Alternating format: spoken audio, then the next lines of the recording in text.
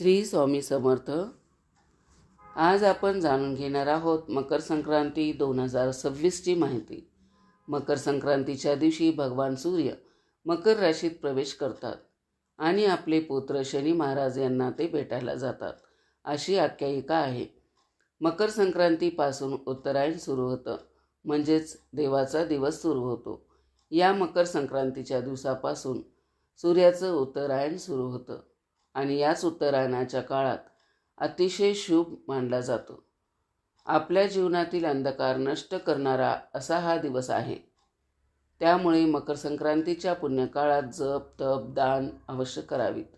यंदा 2026मध्ये मकर संक्रांती कधी येणार? मकर संक्रांतीचे वाहन काय आहे? मकर संक्रांती कशावर बसून येणार आहे? मकर संक्रांती कोणत्या रंगावर आली आहे आणि कोणत्या दिशेत जात आहे?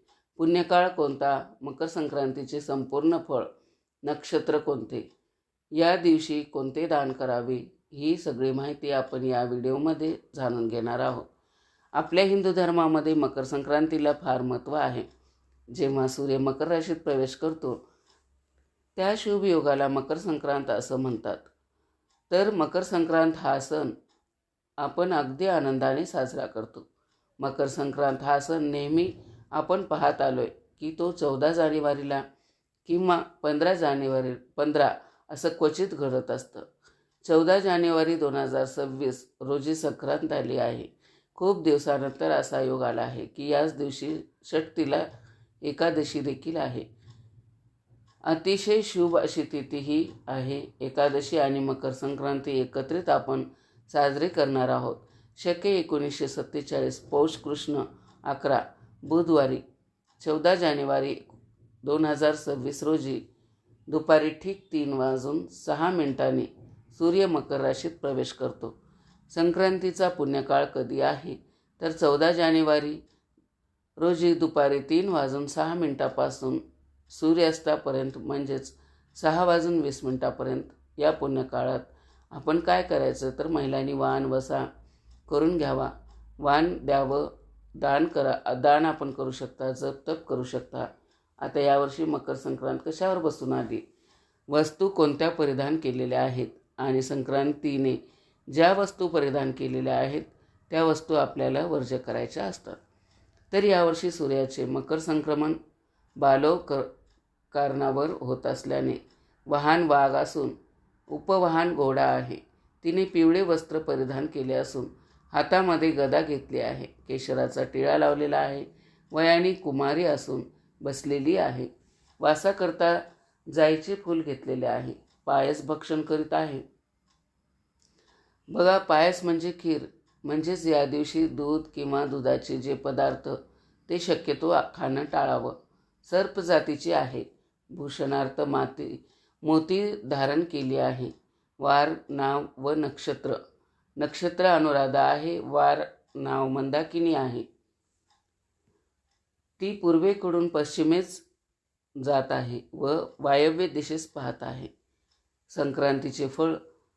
संक्रांतीने ज्या वस्तू परिधान केलेल्या आहेत त्या वस्तू महाग होतील. संक्रांती जिथून आली आहे तेथील जनतेला सुख प्राप्त होईल.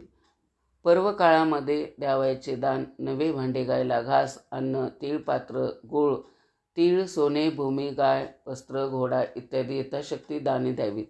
मकर संक्रांतीचा हा सण 3 दिवस चालत असतो. संक्रांतीच्या आदल्या दिवशी भोगी हा सण साजरा केला जातो. तर यंदा भोगी हा सण मंगळवार 13 जानेवारीला भोगी हा सण असणार आहे. 14 जानेवारीला मकर संक्रांत आणि 15 जानेवारीला किंक्रांत हा सण साजरा केला जाणार आहे. किंक्रांत म्हणजे करी दिन, गुरुवार दिनांक 15 जानेवारी 2026ला असणार आहे. अशा प्रकारे 3 दिवसाचं वेगळं असं महत्त्व आहे. आपल्याकडे 3 दिवस अगदी छान आणि उत्साहामध्ये मकर संक्रांतीचा सण साजरा केला जातो. त्याचबरोबर महिलांचा हळदी कुंकवाचा कार्यक्रम आणि तिळगुळ वाटपाचा कार्यक्रम रथसप्तमीपर्यंत चालतो.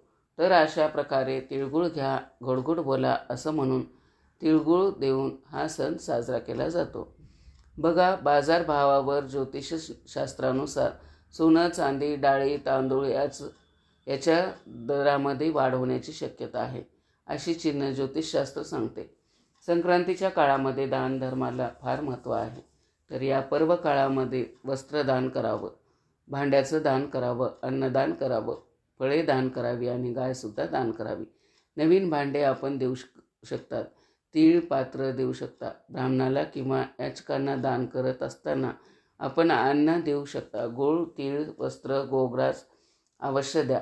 या दिवशी आपण सत्यनारायणची पूजा करू शकता. तसंच तीळ हवन देखील आपण या दिवशी करू शकता. आता या सगळ्या वस्तू आपल्याला परिस्थितीनुसार आपण दान कराव्यात, परंतु काहीतरी दान करावं. हा जो मकर संक्रांतीचा काळ आहे त्या काळामध्ये बघा उबदार कपडे, काही ब्लँकेट अशा वस्तूसुद्धा दान केल्या जातात.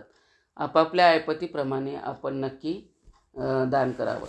तसेच मकर संक्रांतीच्या काळामध्ये दात घासणे, वृक्ष, गवत तोडणे, गाई म्हशीची धार काढणे, तसेच बोलताना कठोर शब्द वापरू नका.